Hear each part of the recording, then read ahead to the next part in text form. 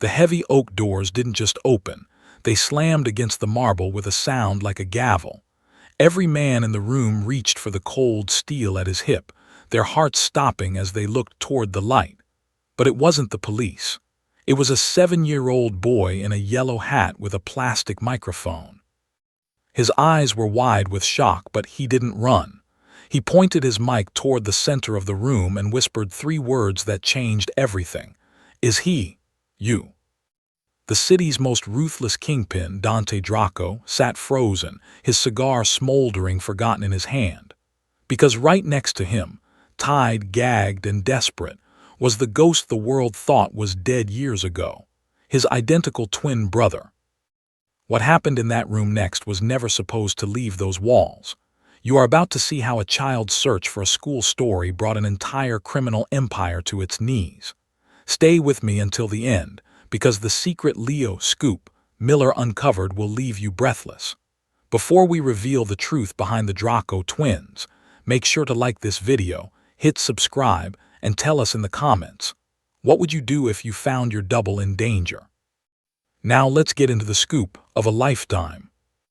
The air in the Draco den was thick with the scent of expensive bourbon and the tension of a betrayal in progress. Dante Draco was a man of total control, a man who believed family was a liability he had already buried.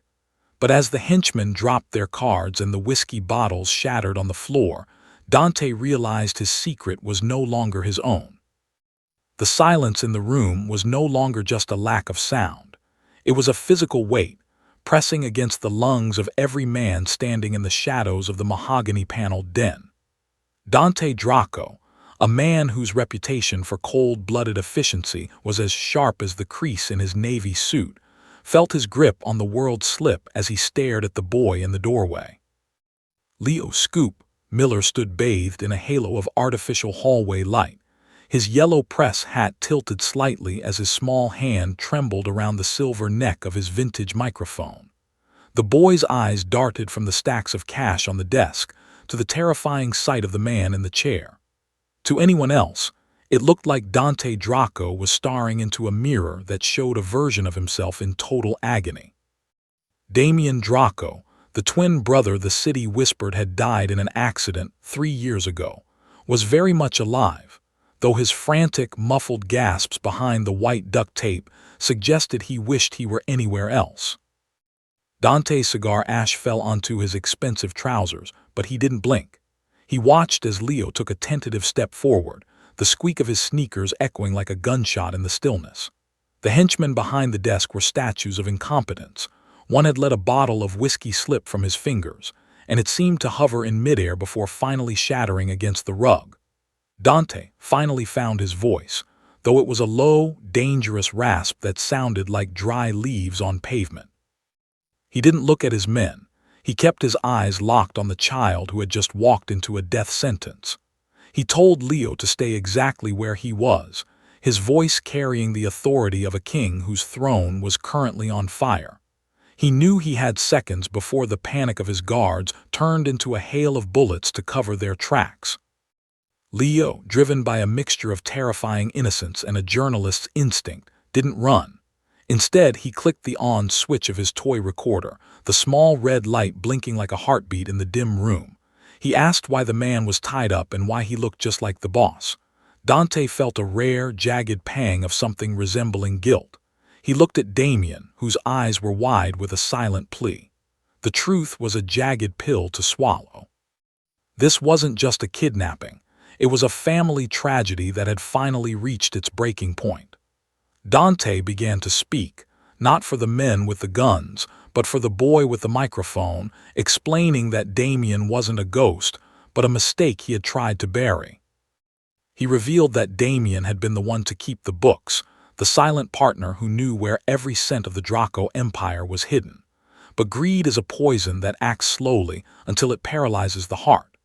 Damien hadn't just been hiding money. He had been negotiating a coup with the very men now standing in this room. Dante explained that he had discovered his own brother was planning to hand him over to the feds in exchange for total control. The ropes weren't for a stranger. They were the only way Dante knew how to stop a brother from committing the ultimate sin against blood. Damien's muffled cries grew louder, his head shaking violently as if to deny the charges, but the fear in his eyes told a different story, one of a man caught in a web of his own making. As Dante spoke, the atmosphere shifted from shock to a predatory tension. The henchman, led by a man whose hand was still frozen near his throat, realized that Dante was confessing secrets that could never be allowed to leave the office. The uniformity of their navy suits, once a symbol of Dante's absolute power, now felt like a shroud. They were no longer Dante's men. They were witnesses to a double-cross that went both ways. Dante saw the leader's eyes dart toward the child. To them, Leo wasn't a reporter. He was a loose end that could hang them all. The stakes had moved beyond a family feud. If Dante didn't act, the room would become a tomb for the boy, his brother, and himself. Leo's lower lip trembled as he recorded every word, his naivety finally beginning to crack under the weight of the darkness he had uncovered. He realized these weren't just grumpy businessmen having a disagreement. He was looking at a man who had lost his brother long before the ropes were tied. Dante reached out, his hand hovering over a hidden drawer in the mahogany desk, his eyes never leaving the leader of the guards. He told Leo that sometimes the biggest stories aren't the ones you find, but the ones that find you. He knew that by telling the truth, he had stripped away the last of the illusions that kept his empire together. The betrayal was complete. Damien's desperate looks weren't just for mercy anymore. They were a warning. He could see what Dante saw. The men in the suits were closing the circle. The secret twin was no longer a secret, and in this world, secrets were the only currency that mattered. Dante realized that his brother, even in his treachery, was the only person left in the room who shared his DNA, the only one who truly understood the weight of the Draco name.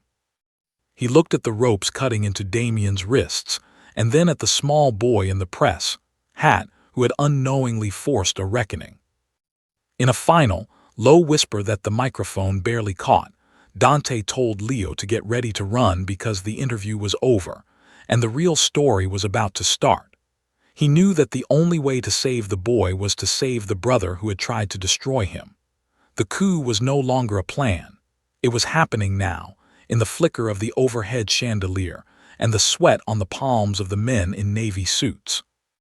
Dante Draco, the king of the city, prepared to burn his kingdom down just to make sure the reporter got his headline and his brother got a second chance at life.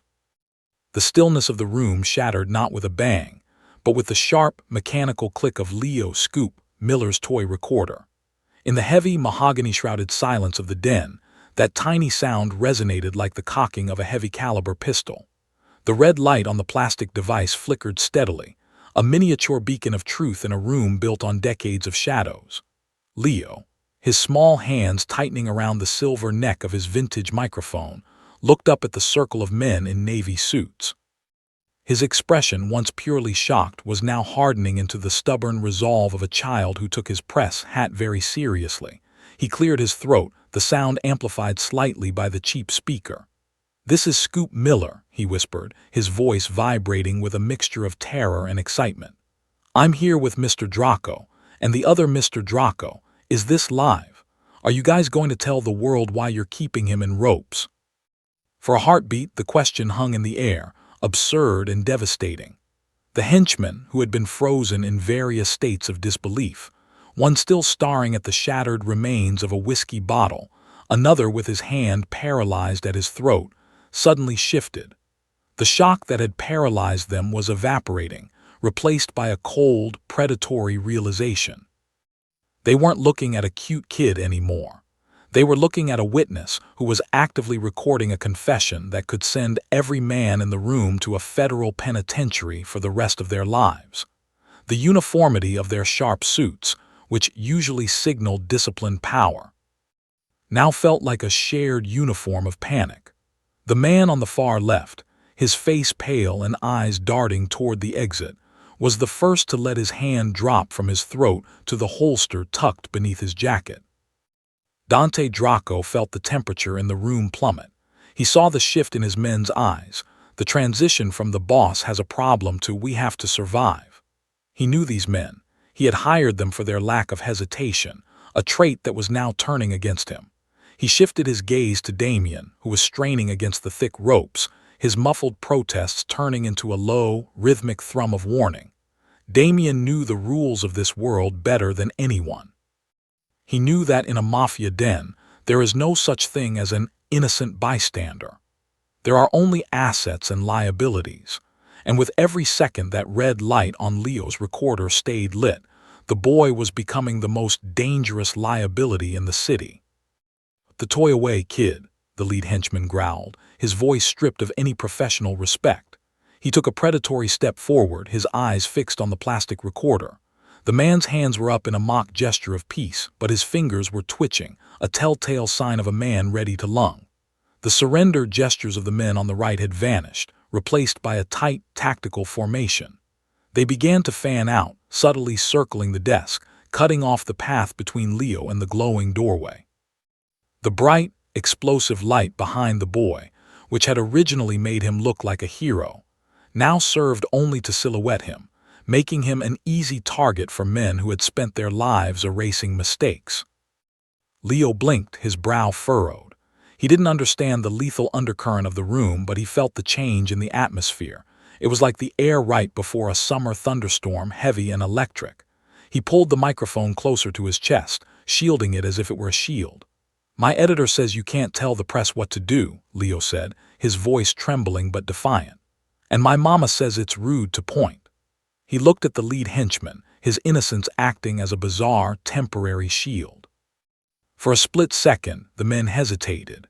Even for hardened killers, the optics of lunging at a 7-year-old holding a toy were a psychological hurdle that took a moment to clear. But that moment was fleeting. Dante Draco saw the exact second the lead henchman's eyes went cold, the moment the deadly realization took full root.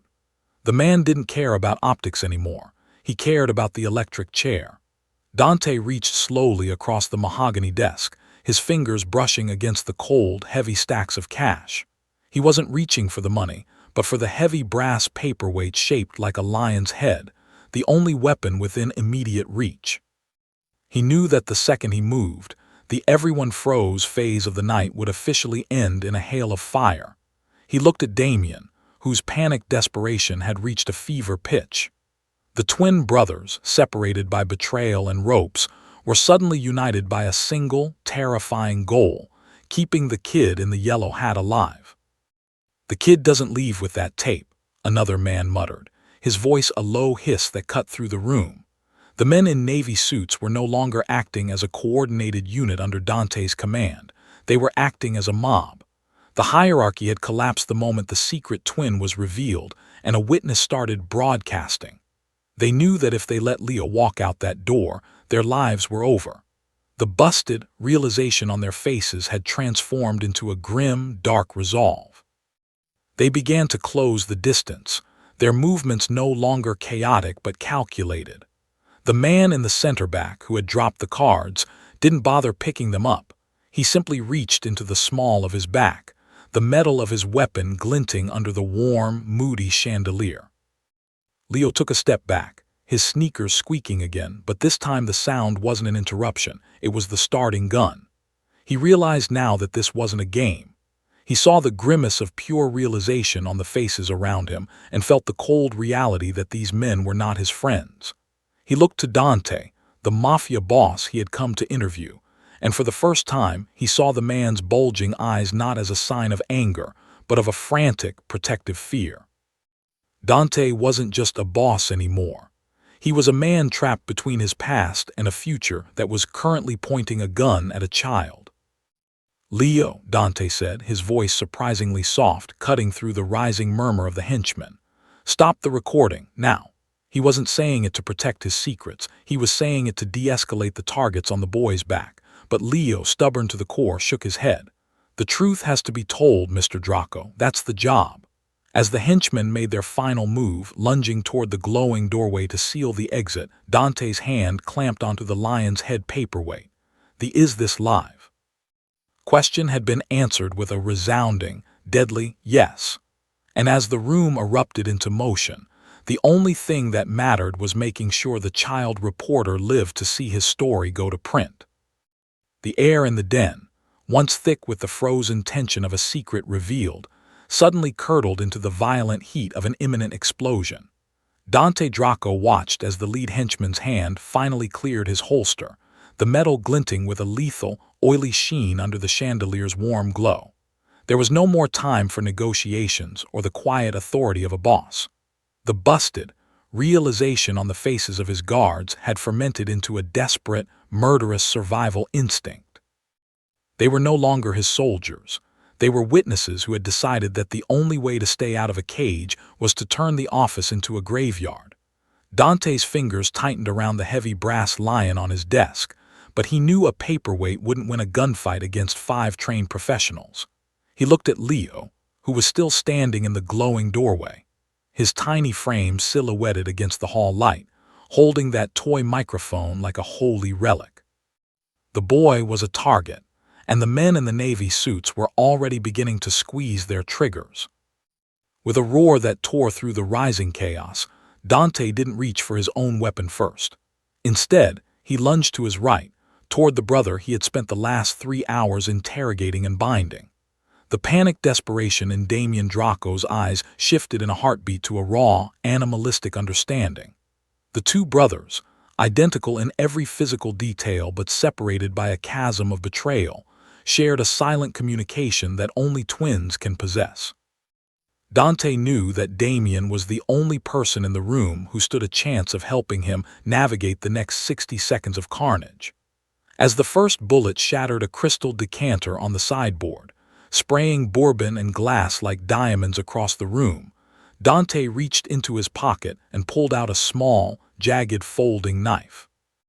"Don't make me regret this, Damien," Dante hissed, his voice barely audible over the sudden, deafening roar of gunfire. He sliced through the thick ropes with a desperate, frantic efficiency. The hemp fibers groaned and snapped, falling away from Damien's wrists in coiled heaps. As soon as the last strand gave way, Damien didn't hesitate. He didn't reach for Dante's throat, and he didn't try to run for the door. Instead, he reached up and tore the white duct tape from his mouth with a violent, agonized rip. His skin was raw and red beneath, but his first words weren't a plea for mercy or a curse of vengeance. "The desk, Dante! Flip the desk!" Damien screamed, his voice hoarse from hours of silence. Together, the two men, the boss and the traitor, slammed their shoulders against the massive mahogany desk. The stacks of cash and the smoldering cigar were swept onto the rug as the heavy wood groaned and tilted, creating a makeshift barricade just as a second volley of bullets tore into the office. The wood splintered, the expensive finish exploding in shards as the henchmen opened fire from the center of the room. Behind the desk, pressed shoulder to shoulder in the cramped, dark space, the twins were forced into a proximity they hadn't known since childhood. Dante could feel the heat radiating off his brother, the smell of sweat and fear mixing with the scent of gunpowder that now filled the room. He handed Damien a backup pistol he kept strapped to the underside of the desk, a weapon Damien knew was there, because he was the one who had helped Dante install the hidden holster years ago. "Cover the kid," Dante commanded, pointing toward the doorway where Leo was still frozen, his wide-eyed shock finally turning into the paralysis of true terror. The henchman on the far left, the one who had looked so terrified moments ago, was now moving with a grim, surgical focus toward the boy. He saw Leo as the primary witness, the one with the recording that could sink them all. Damien didn't argue. He leaned out from the side of the desk, his movements a mirror image of Dante's own tactical style, and fired a precision shot that forced the attacker to dive for cover behind a leather armchair.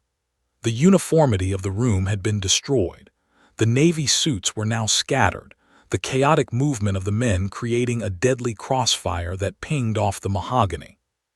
The emotional weight of the moment was a heavy, suffocating blanket. Dante had imprisoned Damien because he believed his brother had sold him out, yet here they were, back to back, trusting each other with their lives because a 7-year-old with a press hat had walked into the wrong room. Every shot Damien fired felt like a step toward a redemption neither of them was ready to name. Dante looked at his brother, the man who looked exactly like him, the man he had intended to disappear by dawn, and saw the same bulging eyes and panicked desperation he felt in his own chest. The ambush had stripped away the titles of boss and twin. They were just two men trapped in a cage of their own making, with an innocent child caught in the middle. "We can't stay here," Damien yelled over the rhythmic thud of bullets hitting the desk. "They're going to flank us from the balcony." He pointed toward the heavy velvet curtains where another henchman was already moving, his hands up not in surrender but to steady his aim. Dante realized Damien was right. The mahogany was thick, but it wasn't invincible. He looked at Leo, who had finally dropped the microphone and was huddled against the doorframe, his yellow hat fallen over his eyes. The bright, explosive light of the hallway was now a beacon of safety, but the path to it was a gauntlet of fire. Dante grabbed Damien's shoulder, his grip bruising the fine fabric of the navy suit. "On three, we go for the boy. I'll draw their fire, you get him out." Damien looked at him, the panicked desperation replaced by a hard, crystalline resolve. He nodded once, a sharp, synchronized movement. In that moment the trust was absolute, born not of forgiveness but of necessity. The Mafia boss and the brother he had just untied prepared to leap into the chaos, their identical faces set in a mask of grim determination. The everyone froze phase was long gone. The untying had unleashed a different kind of power, and as Dante counted down, he knew that their only hope of survival was the very man he had intended to kill. The three-count beat in Dante Draco's head felt like a hammer striking an anvil, a rhythmic countdown to a survival he wasn't sure he deserved. Beside him, Damien, freshly untied and breathing in ragged, heavy gulps, held the backup pistol with a steady hand that betrayed his outward exhaustion. They were a mirror image of desperation, two men with the same face, the same suit, and the same ticking clock over their heads. Across the room, the henchmen were repositioning, their navy suits blurring into the shadows of the velvet curtains as they sought a cleaner angle to end the Draco bloodline. Dante's gaze shifted to the glowing doorway where Leo Scoop Miller remained huddled. The boy's yellow press hat had slipped low, and his small fingers were white-knuckled around his toy microphone, a silent witness to a world that was far too loud and far too dark. "Three," Dante roared, and the room erupted into a symphony of calculated chaos. He didn't stand up to shoot. Instead, he reached for a heavy, decorative canister on the corner of the desk, a gift from a rival syndicate that contained high-grade, rapid-expansion theatrical smoke for grand entrances. He slammed the valve open and hurled it into the center of the rug. A thick, opaque wall of gray-white smoke hissed into existence, swallowing the stacks of cash, the shattered whiskey bottles, and the sightlines of the men in the curtains. The moody, dark inner sanctum was instantly transformed into a featureless void, illuminated only by the frantic, strobing muzzle flashes of the henchmen firing blindly into the fog. Damien moved with the fluid, silent grace of a man who had spent his life navigating the architecture of his brother's shadows. He stayed low, sliding across the polished floorboards like a ghost, using the smoke as a shroud. Dante followed a half-second behind, providing cover fire that chewed into the mahogany bookshelves, sending flurries of shredded paper and leather into the air. They reached the doorway in a matter of heartbeats, but to Dante, it felt like an eternity spent under a crushing weight. He reached down and scooped Leo up in one massive arm, the boy letting out a small, muffled gasp of surprise as he was lifted from the floor. "The hat, Leo. Hold onto the hat," Damien hissed, grabbing the boy's hand and pulling them both toward the narrow service corridor that branched off from the main hall. The glowing doorway was no longer a point of shock, it was the mouth of a labyrinth. As they dove into the darkened hallway, the sounds of the den, the shouting of the confused henchmen and the heavy thud of boots on wood, began to fade, replaced by the frantic, echoing rhythm of their own footsteps. The mansion, a sprawling monument to Dante's power, had now become a trap of his own design. and every secret passage he had built for privacy was now a desperate vein leading toward the outside world. The run through the mansion was a frantic, blurred sequence of high-tension turns and narrow escapes. Dante led the way, his navy suit jacket torn and dusty, carrying Leo like a precious, fragile cargo. The boy's microphone bumped rhythmically against Dante's chest, a constant reminder of the scoop that had started this nightmare. Damien ran at their heels, his eyes darting to every corner, every shadow. They bypassed the grand staircase, knowing the main foyer would be a kill zone, and instead veered toward the kitchen's industrial elevators. The air here was colder, smelling of stainless steel and industrial cleaner, a sharp contrast to the bourbon and cigar smoke they had left behind. "I'll head for the garage first," Damien shouted over his shoulder, his voice echoing off the tiled walls. "They know your cars, Dante. They know the armor." Dante nodded, his jaw set in a hard, uncompromising line. He didn't head for the garage. He headed for the laundry chutes, a series of oversized openings designed to move heavy linens from the upper suites to the basement levels. It was a move born of pure desperation, a frantic run that required them to abandon the dignity of their positions. He set Leo down for a moment, looking the boy in the eye. Leo's face was pale, his wide-eyed shock replaced by a focused, trembling bravery. He adjusted his press hat, the yellow fabric a jarring splash of color in the grim, gray hallway. "We're going down, Scoop," Dante whispered, the name feeling strange and heavy on his tongue. "Keep the mic off. Keep the hat on tight. Can you do that?" Leo nodded, his small hand reaching out to grab the sleeve of Dante's navy suit. For a second the boss didn't see a witness or a liability. He saw a kid who deserved a better story than this.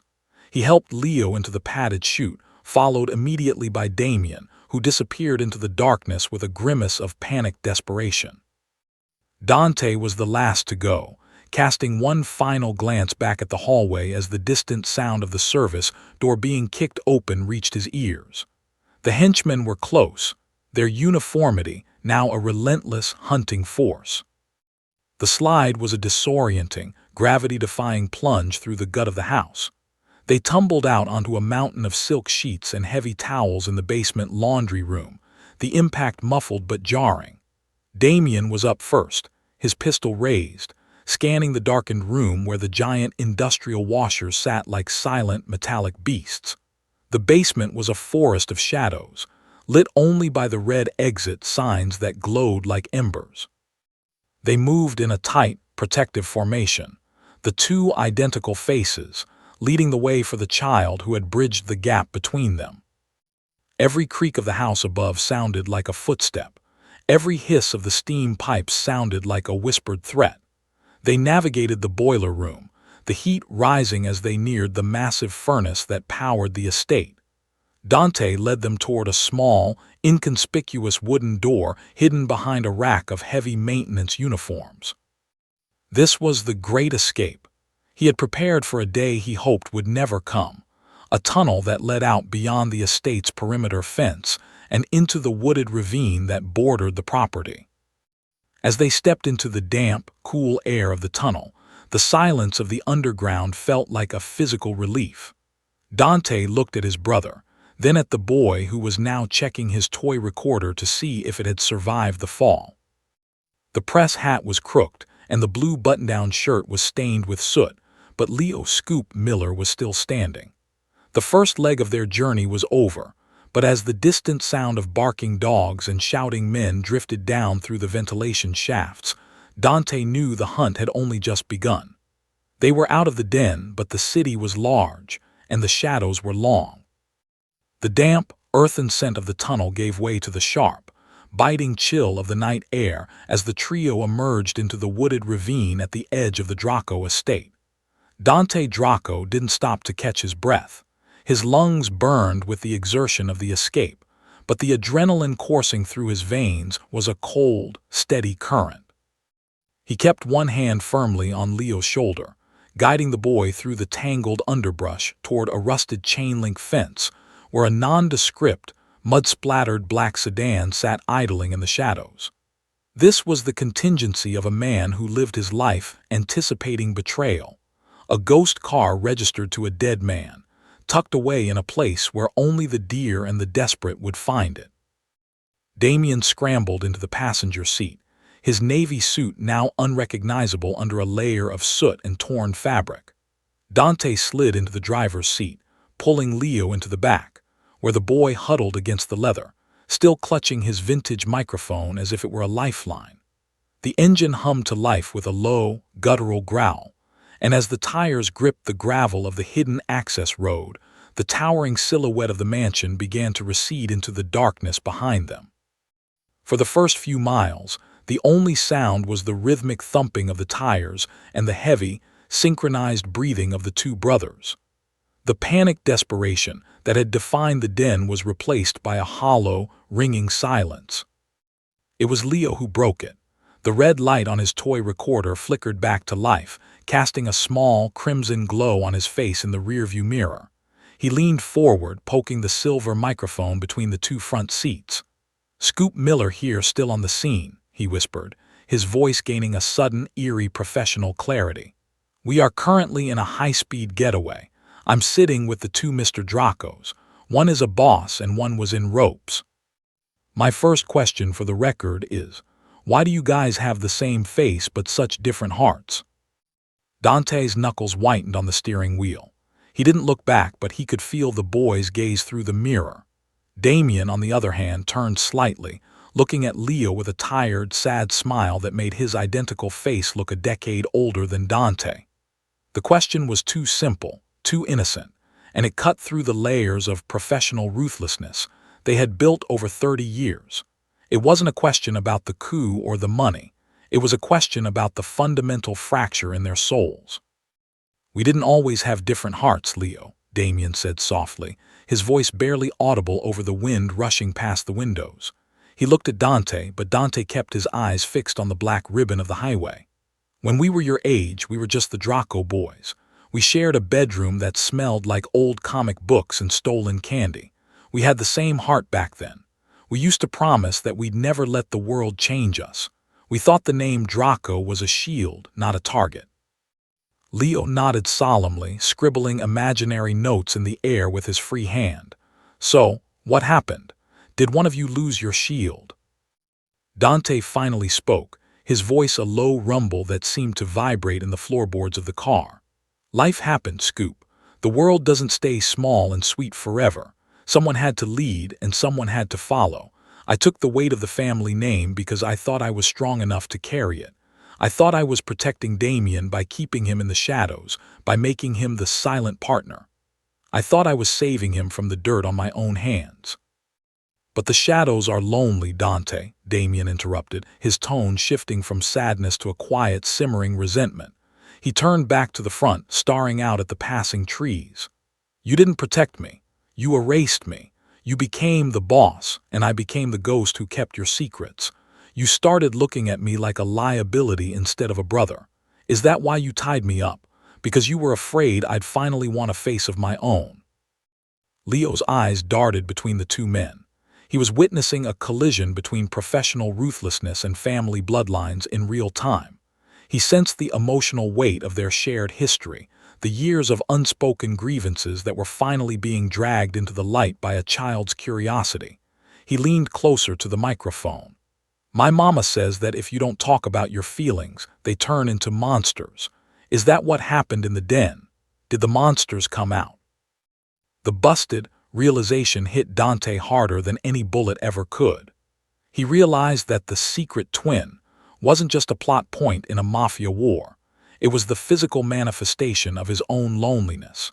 He had spent years surrounding himself with men in matching navy suits, creating a uniformity of power, only to realize that the one person who actually knew his real face was the man he had treated like a prisoner. The double-take reveal in the den hadn't just shocked the henchmen. It had shocked Dante back into the reality of his own childhood. "The monsters were always there, Leo," Dante admitted, his voice softening. "We just got used to the dark. Damien tried to sell me out because he wanted to be seen, and I tied him up because I was too proud to ask him why he was leaving. We stopped being brothers and started being business partners. That was the biggest mistake of the Draco Empire." Leo sat back in the seat, his wide-eyed shock finally beginning to fade into a thoughtful silence. He looked out the window at the city lights beginning to appear on the horizon. He had his scoop of a lifetime. But as he watched the two identical silhouettes in the front seat, he realized the story wasn't about crime or money. It was about two boys who had forgotten how to share. "I think," Leo said, his voice small and sleepy as the exhaustion of the night finally began to take hold, "that you guys should try sharing the steering wheel for a while. It's hard to drive when you're both pulling in different ways."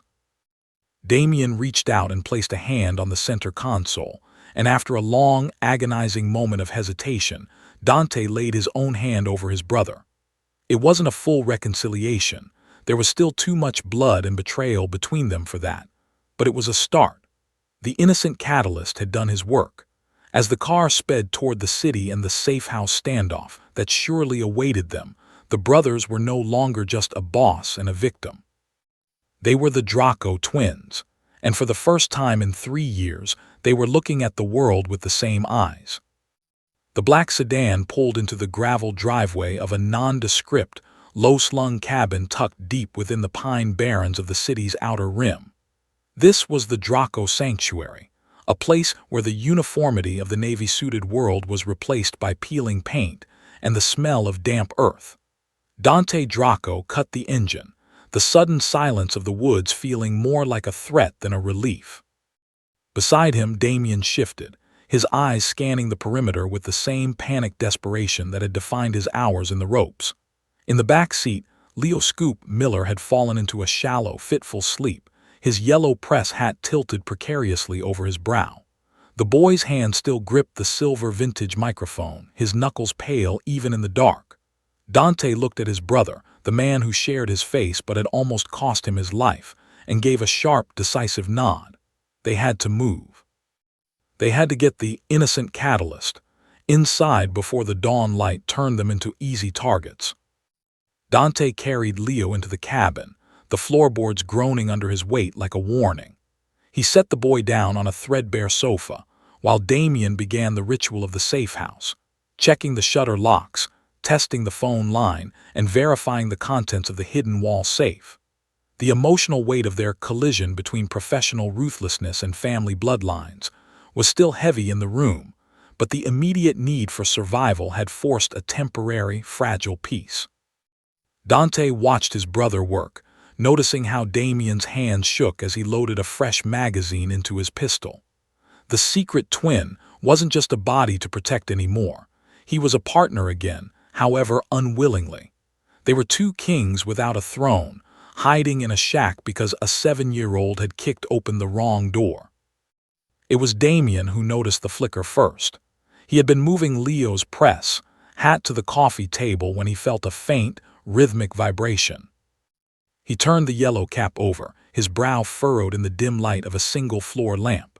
Tucked inside the lining, right behind the bold black lettering, was a small, glowing plastic disc, a toy tracker Leo's mother had likely installed so she wouldn't lose her reporter at the mall. To a child, it was a safety feature. To the men in the navy suits, it was a homing beacon. Damien's face went pale, the busted realization washing over him as he held the hat out to Dante. The red light on the tracker pulsed with a mocking, steady heartbeat. "Dante," Damien whispered, his voice cracking with a new kind of terror. "The kid's hat. It's live. They've been following the signal since we left the mansion." Dante didn't have time to curse his own oversight. The sound of tires crunching on gravel erupted from the front of the cabin, followed by the blinding sweep of high-beam headlights through the gaps in the shutters. The henchmen hadn't just found them. They had arrived with the relentless, hunting force of men who knew their own lives depended on silencing the witnesses. The safe house standoff had begun before they could even lock the back door. Dante lunged for the floor lamp, plunging the room into darkness just as the first heavy thud of a battering ram hit the cabin's entrance. "Leo, get under the sofa. Don't move until I tell you." Dante commanded, his voice a low, terrifying growl. The boy scrambled into the shadows, his wide-eyed shock returning in full force as the wood of the front door began to splinter. Damien took a position by the window, his identical face set in a grim mask of determination. He was no longer the victim in the ropes. He was a Draco, and he was fighting for the only family he had left. The henchmen outside, led by the same man who had looked so terrified in the den, began to pour out of their black SUVs, their navy suits blending into the night as they surrounded the small building. The air in the cabin became a vortex of flying splinters and the acrid smell of gunpowder. Bullets tore through the thin wooden walls, shattering the few pieces of furniture and sending clouds of dust into the air. Dante and Damien fired back in a synchronized rhythm, their movements a perfect mirror of one another. Every shot Dante took was echoed by Damien, a double take of lethal precision that forced the attackers to take cover behind their vehicles. The uniformity of the enemy was their weakness. They moved like soldiers, but the Dracos moved like animals protecting their young. "They're trying to circle the back," Damien shouted over the deafening roar of a shotgun blast that took out the kitchen window. He dove across the floor, sliding through the glass shards to reach the rear door. He saw the chaotic movement of the henchmen through the trees, their flashlights dancing like fireflies in the dark. The stakes had never been higher. If the cabin fell, Leo would be handled, and the secret of the twins would be buried in the woods forever. Dante felt a surge of raw, protective fury. He wasn't just a boss protecting an empire. He was a man protecting his own blood and the innocent life that had accidentally saved him. Amidst the screaming and the gunfire, Leo's voice rose from beneath the sofa, a small, trembling sound that cut through the violence. "Scoop Miller, reporting. The bad men are here. They're breaking the house." The boy was still recording. Even in the middle of a standoff, he was committed to the story. Dante realized then that the innocent catalyst wasn't just a witness. He was the reason they had to survive. He was the only one who could tell the world that Dante Draco wasn't just a monster. "Damien, the cellar trap," Dante yelled, firing a final volley into the night to suppress the lead henchman. He grabbed the edge of the rug and tore it back, revealing a heavy iron ring set into the floorboards. This wasn't just a safe house. It was a fortress with a basement that led to an old coal tunnel. As Damien held the line at the window, his navy suit jacket now shredded by glass and lead, Dante pulled Leo from under the sofa and shoved him toward the hatch. The press hat, with its traitorous GPS still pulsing, was left lying in the center of the floor, a final lure for the men who were about to rush the building. The final deadline was approaching. As the henchmen finally breached the front door, their boots thundering onto the porch, the Draco twins vanished into the dark gut of the earth. They left behind a room full of smoke, a pulsing red light, and a story that was becoming far too big for a school newspaper. The standoff was over, but the hunt had reached its most desperate hour. Dante looked at the boy and then at his brother, knowing that the next time they saw the light, everything would be different. The descent into the coal tunnel was a plunge into a suffocating, velvet darkness that smelled of ancient soot and damp stone. Dante Draco moved with a heavy, rhythmic focus, his boots crunching against the grit as he led the way through the narrow passage. In his left arm, he cradled Leo Scoop Miller, whose small frame was rigid with a fear that had finally outrun his curiosity. Behind them, Damien Draco followed like a shadow, the silence of the tunnel magnifying the ragged sound of his breathing. The uniformity of their navy suits was now a liability, the dark fabric catching on the jagged edges of the tunnel walls as they pushed toward the exit, a concealed hatch that opened into a cluster of pines overlooking the city's industrial docks. The emotional weight of the safe house standoff followed them like a ghost. The memory of the pulsing red tracker in Leo's had a reminder that their enemies were no longer just henchmen. They were hunters who knew their prey's every move. As they neared the end of the tunnel, the cool, salt-tinged air of the harbor began to swirl around them, cutting through the stagnant heat of the underground. Dante signaled for a halt, his hand tightening on Leo's shoulder as he peered through the iron slats of the exit hatch. The docks were a graveyard of rusted shipping containers and skeletal cranes, bathed in the sickly amber glow of high-pressure sodium lamps. It was a landscape of sharp angles and deep shadows, the perfect, moody, dark environment for a final reckoning. Dante knew that the lead henchman would have anticipated this exit. He was a man who understood the geography of Dante's retreats.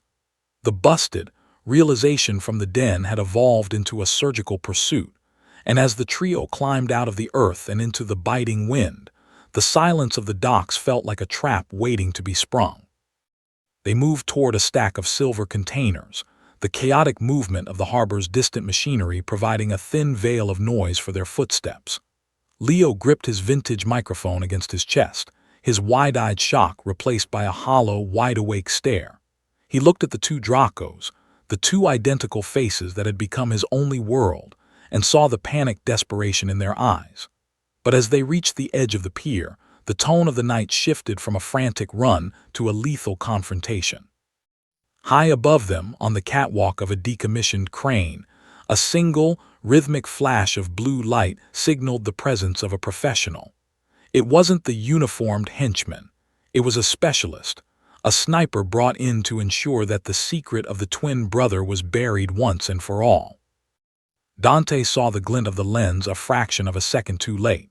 He had stepped into a pool of light, his navy suit making him a stark silhouette against the gray concrete. He felt the air crack as the first bullet tore through the sleeve of his jacket, the force of the near miss spinning him around. He pushed Leo toward the safety of a steel crate, but his foot slipped on a patch of oil, leaving him exposed in the center of the kill zone. The sniper adjusted, the relentless, hunting force of the laser sight settling squarely on Dante's chest.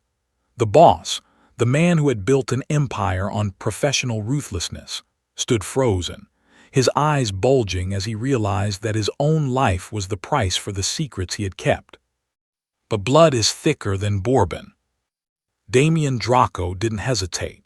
He didn't think about the ropes that had bound him or the family betrayal that had put him in that chair in the den. In a move that mirrored Dante's own protective instinct in the mansion, Damien lunged from the shadows. He didn't just push Dante. He threw his entire weight against his brother, the double-take of their bodies colliding as they tumbled behind a heavy pallet of timber just as the second bullet sparked off the concrete where Dante's head had been a heartbeat before. The impact was jarring, the two men landing in a heap of torn fabric and bruised limbs. Dante looked at his brother, his breath coming in jagged gasps, and saw a smear of blood on Damien's cheek, where a shard of stone had grazed him. "Why?" Dante rasped, the word tasting like copper in his mouth. "You could have let him take the shot. You could have been the only Draco left." Damien wiped the blood from his face, his expression hardening into a look of grim realization that carried the weight of 30 years of shared history. "Being the only one is what started this mess, Dante," he whispered, his voice steady despite the adrenaline-fueled tremor in his hands. "I didn't save the boss. I saved my brother. Now get the kid and let's end this." The secret twin had officially proven his loyalty, not with words or a confession, but with a sacrifice that bridged the chasm between them. The innocent catalyst, Leo, watched from behind the steel crate, his press hat long gone but his toy recorder still running. He saw the two men, the two Dracos, not as a king and a prisoner, but as two halves of a whole finally aligned against a common enemy. The sniper, realizing his target had escaped into the shadows, began to rain fire down on the timber pallet, the wood splintering under the relentless assault. Dante reached out and gripped Damien's hand, the same way they had shared the steering wheel in the getaway car. The trust was no longer a fragile thing. It was a weapon. They coordinated their movements with a terrifying, synchronized efficiency. While Damien drew the sniper's fire by shifting through the shadows of the containers, Dante used the distraction to flank the base of the crane. The uniformity of their appearance was now their greatest tactical advantage. The sniper couldn't tell which brother was which, his confusion growing with every double-take glimpse of a navy suit in the dark. As Dante reached the ladder of the crane, he looked back at the crates. Leo was safe, huddled beside Damien, who was holding the line with the backup pistol. The final outcome of the night was still unwritten, but as Dante began the climb, his heart was no longer cold. He was fighting for more than an empire. He was fighting for the brother who had taken a bullet for him and the child who had found the truth in a room full of lies. The docks were cold and the shadows were deep, but for the first time in years, the Draco brothers were walking the same path, and blood is thicker than Bourbon was no longer just a saying. It was a promise written in the dust of the city. The cold, salt-laden wind off the harbor whipped through the skeletal structures of the industrial docks, but inside the hollowed-out shipping container, where the trio sought temporary refuge, the air was stagnant and heavy with the scent of old iron and adrenaline. Dante Draco leaned against the corrugated wall, his chest heaving, his navy suit jacket now little more than a collection of shredded wool and dust. Opposite him, Damien sat on a rusted crate, clutching his side where the sniper's graze had left a burning reminder of their proximity to the end.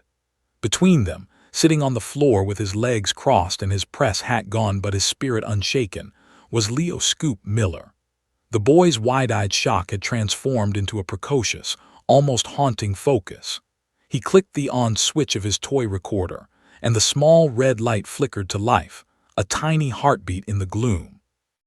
This was no longer just an escape. It was the moment of the interview of a lifetime. "We're recording," Leo whispered, his voice echoing softly against the metal walls. "Scoop Miller here. The bad men are still outside, but the two Mr. Dracos are finally talking. My question is, why did you start the business in the first place? Was it for the money, or was it because you were lonely?" Dante looked at his brother, the double take of their identical faces now highlighted by the flickering amber light filtering through the container's door. He felt the emotional weight of 30 years of secrets pressing down on him. The uniformity of his life, the navy suits, the mahogany desks, the stacks of cash, suddenly felt like a hollow shell. He realized that the innocent catalyst sitting before him deserved more than a lie. He looked into the lens of the boy's memory and began to speak, his voice a low, gravelly confession that seemed to vibrate in the very floorboards. He explained that they hadn't started with a mafia empire or a room full of killers. They had started with a pact made in a cramped apartment when they were no older than Leo. "We didn't start it for the money, Leo," Dante said, his gaze drifting to the far corner of the container as if he could see the ghosts of their past. "We started it because the world was a cold place for two boys with nothing but each other. Our father was a man who believed that sentiment is weakness, a man who would have let one of us starve to teach the other a lesson. We created the Draco name as a fortress. We started the business because we wanted to be the ones who decided who stayed in the light and who was left in the dark. It was supposed to be a shield, Scoop. It was supposed to make us untouchable." Damien let out a hollow, bitter laugh, the sound grating against the metal walls. "But the shield became a cage, didn't it, Dante? We wanted to be powerful so no one could hurt us, but we forgot that the person closest to you is the one who can hurt you the most. I went along with it because I loved my brother.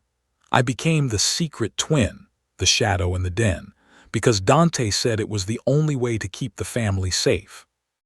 I handled the books and the secrets while he handled the guns and the glory. We started the business to stay together, but the business is exactly what tore us apart." Leo nodded, his small hand steady as he held the silver microphone toward Damien. "But if you loved him, why did you try to sell him out to the bad men? Was that part of the story too?" The panicked desperation returned to Damien's eyes for a fleeting second before settling into a weary honesty. He explained to the boy, and to the brother who was finally listening, that the betrayal hadn't been about greed. It had been a desperate, failing attempt to reclaim his own face. He had spent years as a ghost, a physical lookalike who was never allowed to exist in the sun. He had reached out to the rivals not to kill Dante, but to find a way out of the uniformity that was erasing his soul. The secret twin wasn't a choice. It was a sentence he had served for the sake of a loyalty that had become a one-way street. He wanted the world to know there were two Dracos, not just one most feared boss. Dante reached out, his hand resting on the rusted metal of the crate next to Damien. The professional ruthlessness that had defined his life was crumbling. He realized that by trying to be the most feared, he had become the most isolated. The busted realization from the den had come full circle. He had treated his brother like a liability because he was terrified that if Damien left, the fortress they had built would collapse. The business was a monster they had fed until it was large enough to swallow them both. He looked at Leo, the child reporter who was capturing the collapse of an empire on a toy tape, and felt a strange sense of relief. The truth was out, and for the first time since they were 7 years old, the Draco brothers were standing in the same light. "Scoop," Dante said, his voice softer than it had been all night. "The business started as a way to protect each other, but tonight I realized that the only thing that actually protected me wasn't the money or the navy-suited guards. It was the brother I had tied up in ropes. The story isn't about the Mafia. It's about two boys who got lost in a house they built to be safe. You make sure the world knows that. You make sure they know that being the boss isn't worth losing your brother." Leo clicked the recorder off, the small red light disappearing. The silence that followed was different than the one in the den. It wasn't a freeze frame of shock, but a quiet moment of transformation. The interview of a lifetime was over, but the final outcome was still waiting for them outside the container doors. The chaotic movement of the harbor continued, the sound of the snipers' distant repositioning a reminder that the world was still hunting them. But as the brothers stood up, moving with a synchronized, double-take grace, they weren't just a king and a ghost. They were the Draco twins, and they were ready to finish the story together. The industrial district of the harbor was a skeletal landscape of rusted iron and salt-crusted concrete, dominated by the towering, windowless monolith of the city's oldest printing press. As the black sedan screeched to a halt beneath the flickering yellow hum of a street lamp, Dante Draco didn't wait for the engine to cool. The final deadline was no longer a metaphor for Leo's school paper. It was the literal ticking clock of their survival. Inside the trunk of the car, the rhythmic thud of the printing plates echoed like a heartbeat, a sound Dante had chosen specifically for this final confrontation. He pulled Leo from the backseat, the boy's blue button-down shirt now stained with the soot of the coal tunnels, while Damien emerged from the passenger side, his identical face set in a mask of grim realization that matched his brother perfectly. The uniformity of their navy suits was gone, replaced by the raw, jagged appearance of two men who had walked through fire to find their way back to one another. The printing press was a labyrinth of massive, rotating drums and narrow metal catwalks, a place where the air was thick with the scent of fresh ink and industrial lubricant. Dante led them into the gut of the building, the chaotic movement of the automated machinery providing a deafening cover for their approach. He knew the lead henchman and the remaining traders would be drawn here, lured by the press tracker he had cleverly planted on a decoy bundle of newsprint earlier. The safe house standoff had taught Dante that his enemies were predictable. They were men of greed, and they couldn't resist the chance to snuff out the source of the story before the morning editions hit the streets. As they climbed the stairs to the observation deck, the moody, dark interior of the press began to vibrate with the power of the machines, a mechanical roar that felt like the city itself was screaming for the truth. "Stay behind the ink vats, Leo," Dante commanded, his voice barely audible over the thunder of the presses. The boy nodded, his wide-eyed shock finally hardening into a silent, focused bravery as he clutched his vintage microphone to his chest. Damien took his position on the opposite side of the catwalk, his movements a double-take of Dante's tactical precision. They were no longer the boss and the victim. They were a unified force, two halves of the Draco name finally pulling in the same direction. The secret twin was now the ultimate weapon, a physical ghost that would haunt the men who had dared to betray the bloodline. Suddenly, the heavy steel doors at the far end of the hall buckled and groaned. The lead henchman stepped into the light, followed by the survivors of the harbor ambush. Their navy suits were tattered, their faces etched with the panicked desperation of men who knew their time was running out. They fanned out across the floor, their weapons scanned the shadows, looking for the innocent catalyst and the brothers who had defied every odds. The lead henchman raised his hand, signaling for silence, but the only sound was the relentless, rhythmic churning of the printing press. He looked up at the catwalk, his eyes bulging as he saw not one, but two Dante Dracos looking down at him. "It's over," Dante's voice boomed, amplified by the acoustics of the metal hall. "The story is already being printed. Every secret, every bribe, and every betrayal is currently being etched into the history of this city. You wanted a deadline. You're standing on it." The final outcome began with a single, desperate shot from the floor, but the brothers were ready. They moved with a synchronized grace that left the attackers confused and reeling. Every time the henchmen thought they had a bead on the boss, the other brother appeared from the shadows, a double-take that shattered their confidence and their aim. The uniformity of the Draco twins was now a psychological nightmare for the traitors. They were fighting a ghost that could be in two places at once. Damien fired with a surgical focus, pinning the attackers behind the massive rolls of paper, while Dante used the distraction to descend the ladder, his navy suit blurring into the darkness of the lower level. Amidst the screaming of the machines and the whistle of bullets, Leo "Scoop" Miller saw his moment.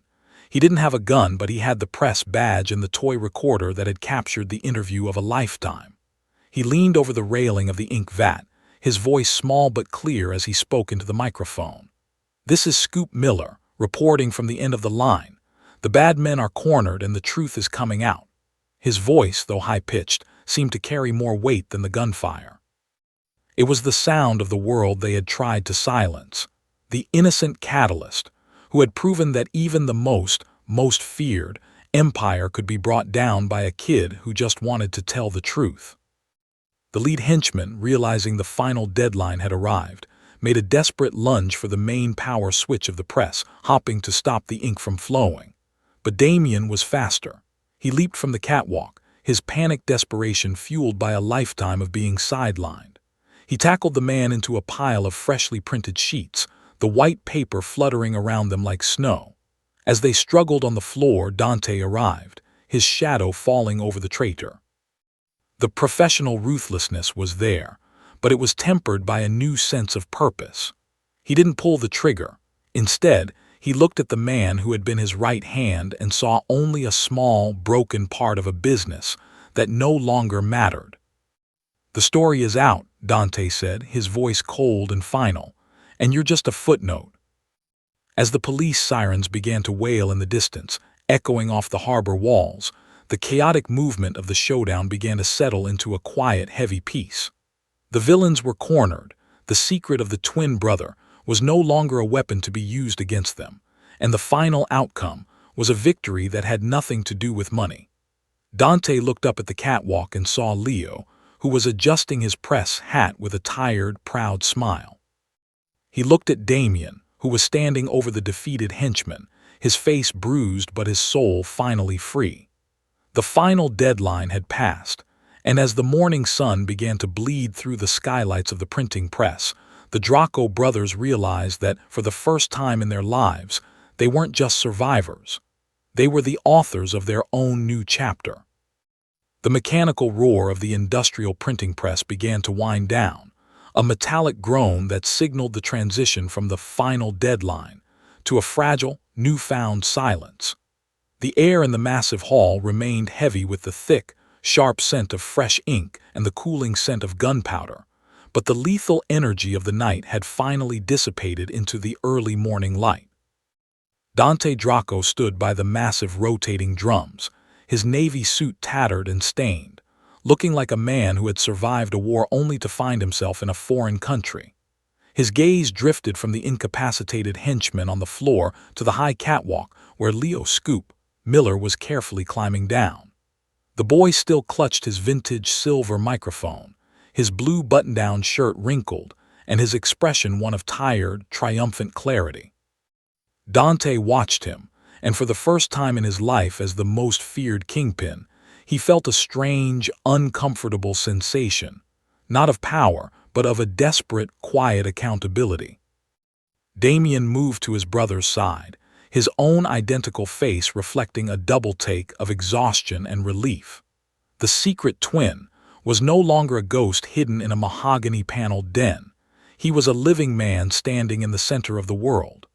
As they watched Leo approach, the professional ruthlessness that had been their armor for decades felt like a costume that no longer fit. Leo stopped a few feet away, his wide-eyed shock having fully transformed into the professional poise of a child who believed he had just done something heroic. He looked up at Dante, not with the fear the boss was used to seeing in the eyes of grown men, but with a profound, innocent respect. To Leo, Dante wasn't a criminal who had imprisoned his own brother. He was a protector who had fought through smoke and fire to keep a promise. "Mr. Draco," Leo said, his voice small but steady as he held up his toy recorder. "The story is done. I have the interview of a lifetime. My teacher is going to say you're the bravest man in the whole city. You saved your brother and you saved the press. That makes you a hero, right?" The question hit Dante harder than the sniper's bullet ever could.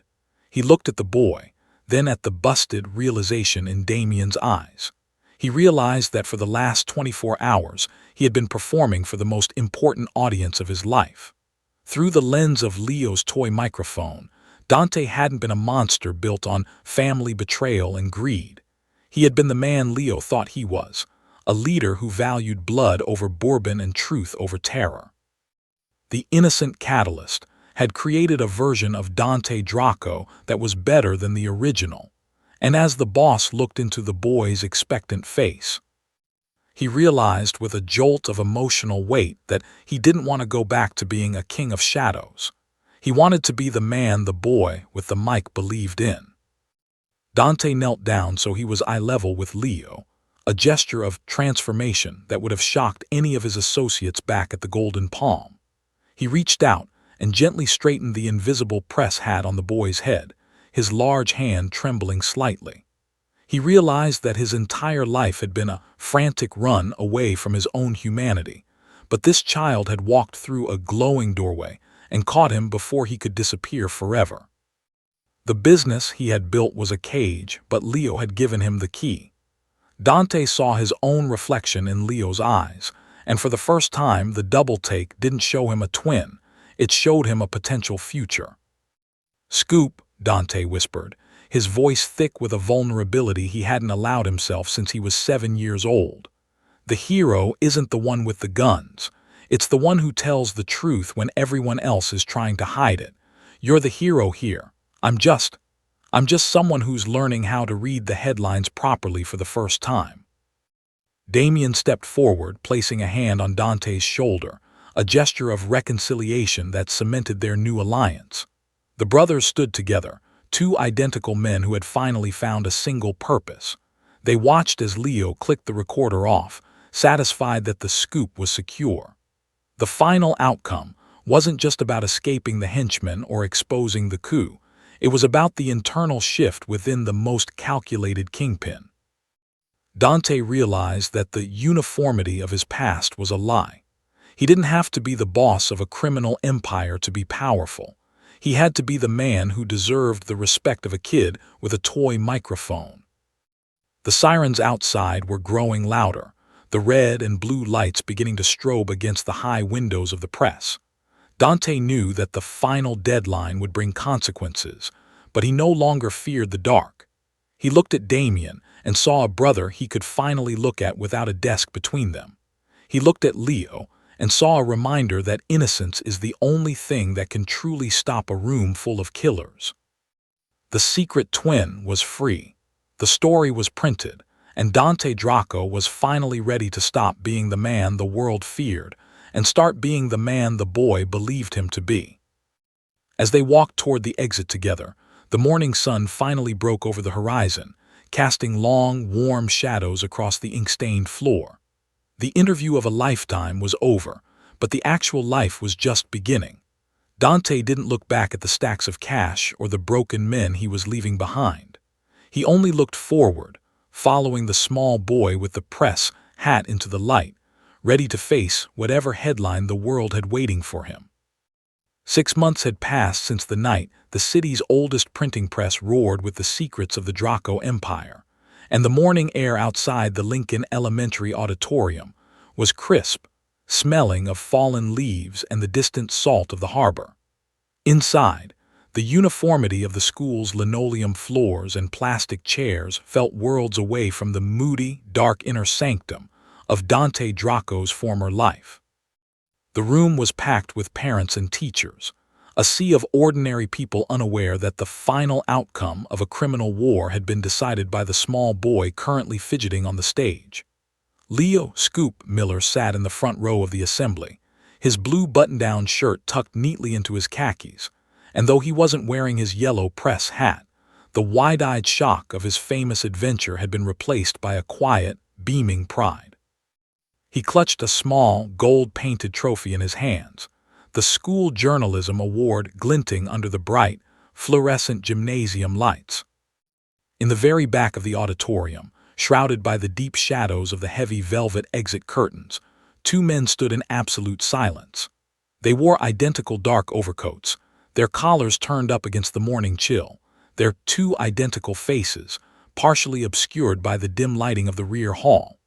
Dante and Damien Draco moved with a synchronized, double-take grace that made them appear almost as a single entity, a pair of ghosts watching a world they were no longer a part of. The professional ruthlessness that had once defined their every movement had softened into a panicked desperation of a different kind, the fear of being seen, of interrupting the pure, untainted moment of the innocent catalyst who had saved them both. They were invisible by design, two men who had walked away from an empire of cash and cigars to find a different kind of power in the silence of the background. The principal stepped up to the microphone, the feedback echoing through the hall like a ghostly reminder of Leo's vintage silver mic.